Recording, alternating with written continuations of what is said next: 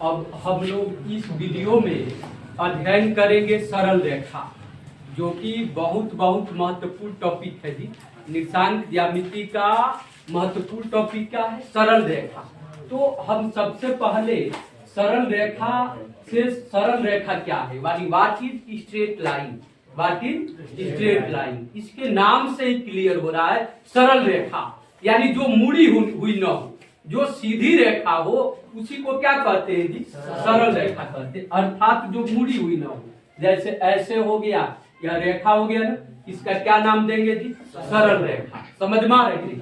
कोई रेखा ऐसी हो गया, क्या नाम देंगे? सरल रेखा। जो मुड़ा हुआ न हो, यानी स्ट्रेट लाइन जो होता है वो मुड़ा हुआ नहीं होता है, अर्थात सरल रेखा क्या है? वैसी रेखा जो सीधी दिशा में गमन करे, इसे क्या बोलते हैं? सरल रेखा बोलते हैं। अब हम पढ़ेंगे सरल रेखा से संबंधित महत्वपूर्ण सूत्र के बारे में जानकारी लेंगे। सरल रेखा से संबंधित महत्वपूर्ण सूत्र के बारे में क्लियर है जी। तो सबसे पहले सरल रेखा के महत्वपूर्ण सूत्र में पहला नंबर आता है दूरी सूत्र। पहला नंबर दूरी सूत्र। अब दूरी सूत्र का प्रमाण इसके पहले वाले वीडियो में हो चुका है, क्लियर है जी। विभाजन सूत्र का भी प्रमाण हो चुका है, तो केवल हम सूत्र को लिख रहे हैं, उसके बाद से जो प्रमाण नहीं हुआ उसका प्रमाण करेंगे।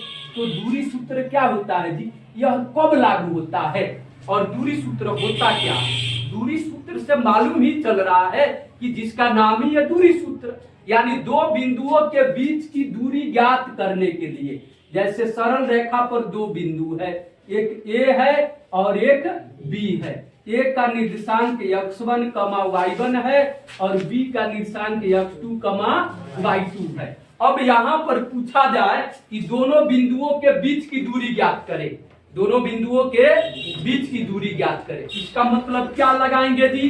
दूरी सूत्र लगाएंगे। क्या लगाएंगे बाबू? दूरी सूत्र लगाएंगे। क्यों? अब आप पूछोगे क्यों? क्योंकि दो बिंदुओं के बीच की दूरी ज्ञात करना है ना जी, इसलिए दूरी सूत्र। तो दूरी सूत्र में क्या हो जाएगा? दो बिंदु ए और बी है ना जी, तब ए बी बराबर रूट में क्या होता है? x2 माइनस x1 का whole square plus y2 minus y1 का होल स्क्वायर। यही दूरी सूत्र है, क्लियर है। इसको नोट करते चलना है, दूरी सूत्र है, क्लियर है। यह सूत्र तब प्रयोग किया जाता है जब निर्देशांक ज्यामिति में दो बिंदुओं के बीच की दूरी ज्ञात करना होता है, क्लियर हुआ।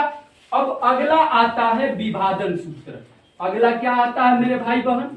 विभाजन सूत्र। अब विभाजन सूत्र क्या होता है? विभाजन सूत्र होता है विभाजन सूत्र। अगला होता है विभाजन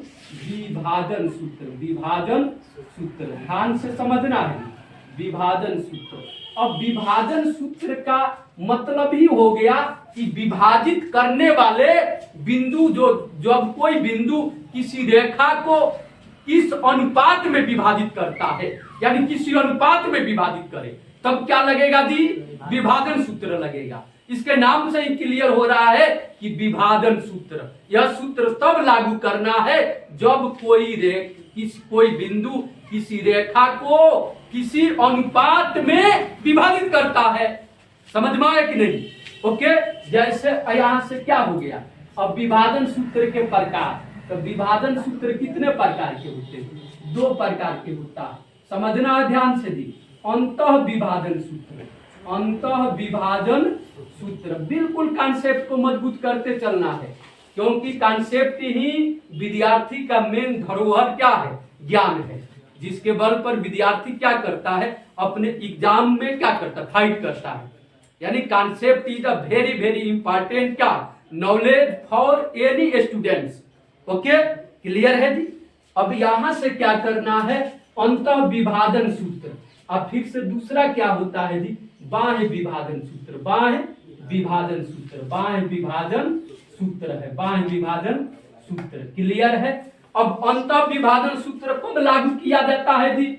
जब कोई बिंदु किसी रेखा को अंतः विभाजित करता है।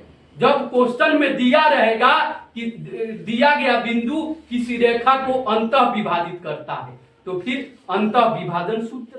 जब कोई बिंदु किसी रेखा को बाह्य विभाजित करता है, यानी ऊपर ऊपर विभाजित करता है, तो फिर क्या हो गया जी, बाह्य विभाजन सूत्र। क्लियर है, कोई प्रॉब्लम नहीं है। अब अंतः विभाजन सूत्र के लिए मैं फॉर्मूला लिखूंगा कि अंतः विभाजन सूत्र के लिए क्या होता है।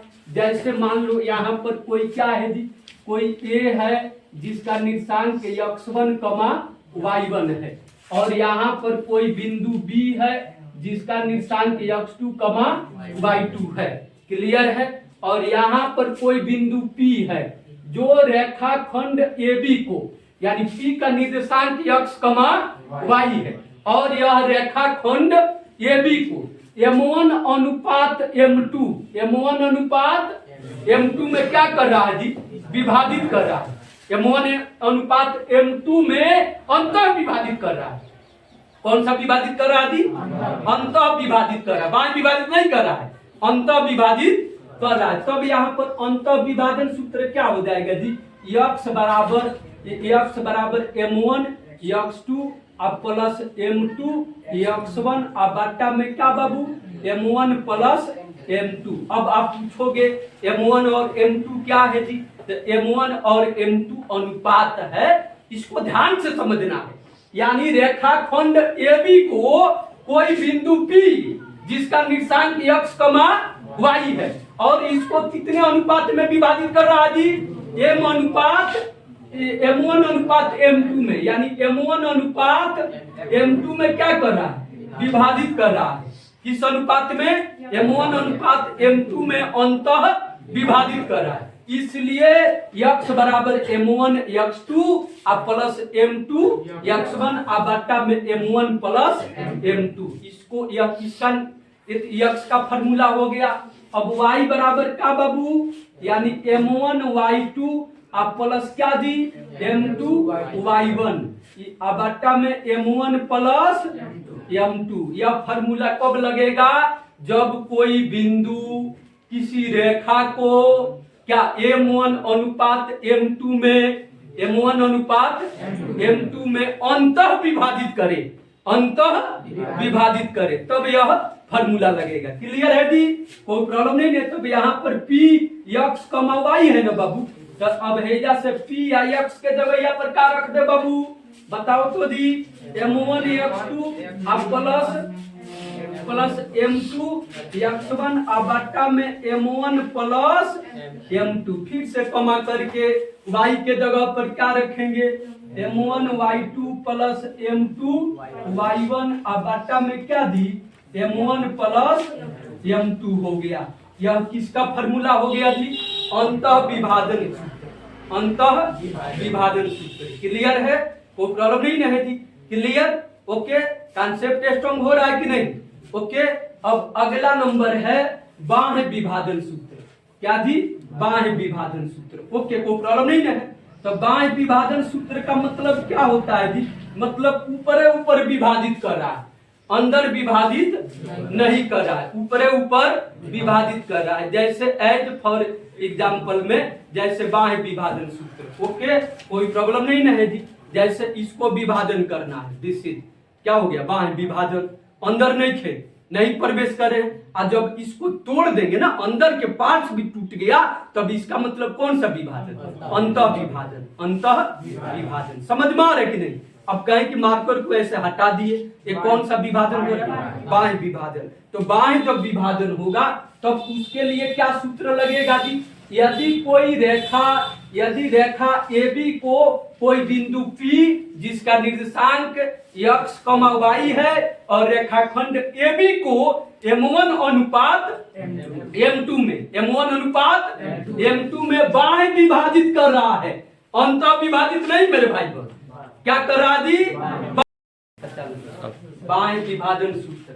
अब बाह्य विभाजन सूत्र कब लागू होता है जी, जब कोई बिंदु किसी रेखा को बाह्य विभाजित करता है।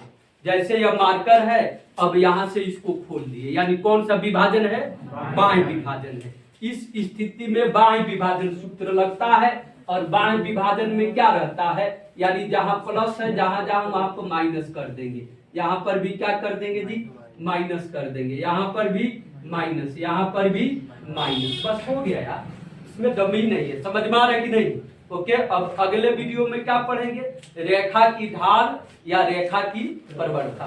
ओके।